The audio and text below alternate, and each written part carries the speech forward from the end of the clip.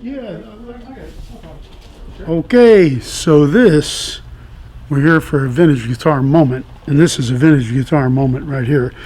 This is Fender Broadcaster number 84, and it was owned by Leon McAuliffe, who played steel with Bob Wills and the Texas Playboys back in the day, and he was a good friend of Leo Fender.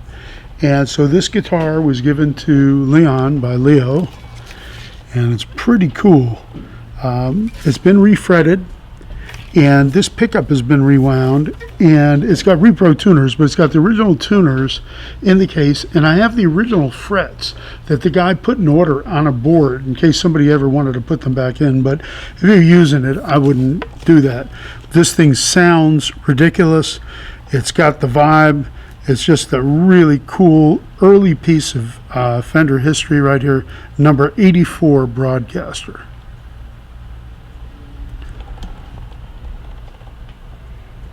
All right. So Beatle fans, this is one of the rarest of the Beatle guitars. This is a Rickenbacker 325. But what's really cool about it, it's got the F hole, the Rose Morris hole. A lot of the guitars that were exported to England had this F hole as opposed to the diamond hole or the cat's eye hole, whatever you want to call it. Really small guitar. Has the Fender, the Rickenbacker vibrato unit. It's in remarkably beautiful shape. It's a very small guitar. I'm a big guy and it really looks small. But just a beautiful guitar. A little bit of wear over here, but beautiful fire glow finish. That's kind of the Rickenbacker standard. And it's just one of those guitars that who wouldn't like this if you're a Beatle fan?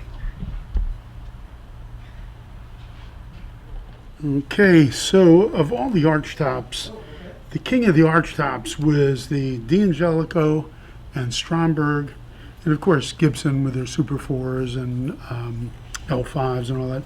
This is a cutaway tenor guitar. It says Benny Benjamin here right on the end of the neck. It's cutaway. It's got stunning wood.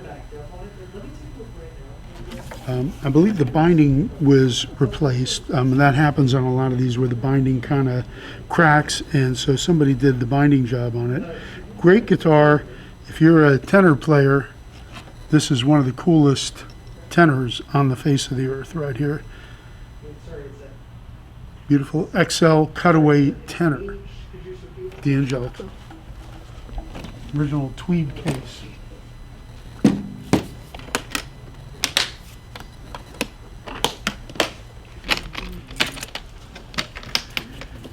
This guitar is a 1965 Epiphone Sheraton. This was their top of the line of their semi-acoustic electric. And it's got the beautiful gold plating, multiple bindings, mini humbuckers. This would have the rosewood fingerboard.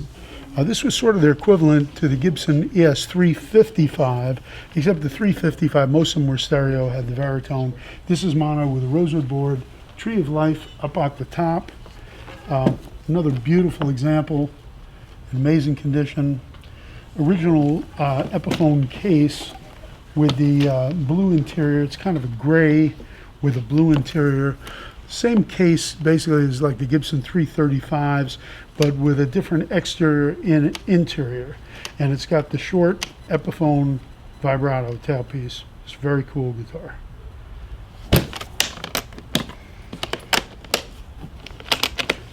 And let's do this.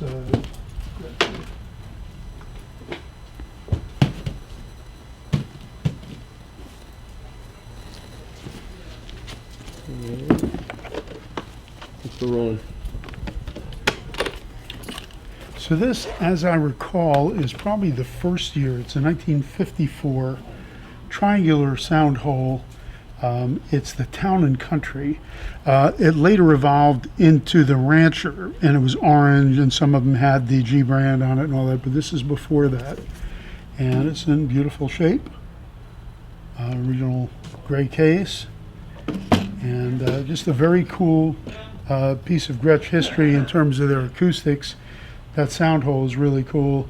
There were some guitars later on that followed using these kind of holes, and Zamitis sometimes had like a heart-shaped hole. This is kind of that triangular sound hole.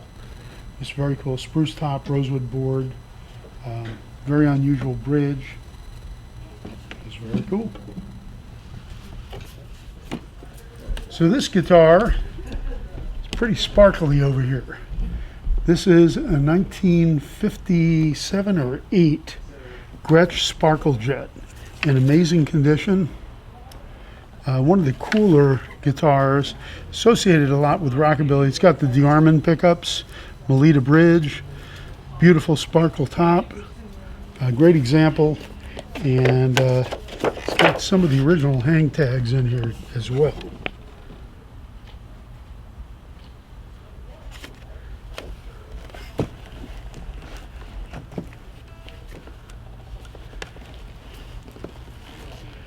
One of the more beautiful Gretsch guitars, and the solid body, but they're sort of semi-solid, and really cool, great example.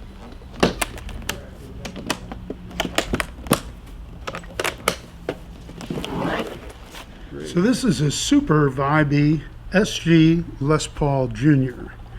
And as you can see up on the headstock here, it says Les Paul. The very first of the SGs were called Les Pauls. And this one's got a lot of vibe to it. It's very lightweight. This thing growls and sounds incredible. Total simplistic, one pickup, volume, tone. That's it. Just a really cool guitar and a really nice example. SG Les Paul Jr. All right, guitar fans, this is a 1961 SG Les Paul Custom. 3 PAF humbuckings. Fretless wonder. It's got the smooth neck join where it joins. Later on they had a little lip right here. Just a beautiful guitar, low frets, but it plays great. Gold parts, just one of the prettiest guitars ever. And even Hendrix used one of these briefly at one time. So ebony board, you know, lightweight. It's got the Lonnie Mac, what they call sideways vibrola, and original case. Just a beautiful example. So this guitar is a 1960 ES-345 in stunning condition, beautiful top as well, really beautiful flame, amazing 2 PAFs, stereo with the Veritone. It's got the old style skirt knobs.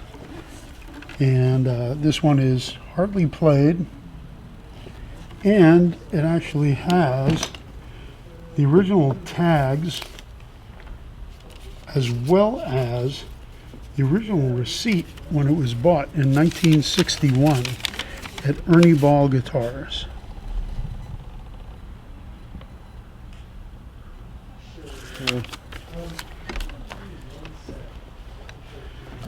It's one of the most beautiful semi-acoustic electrics ever.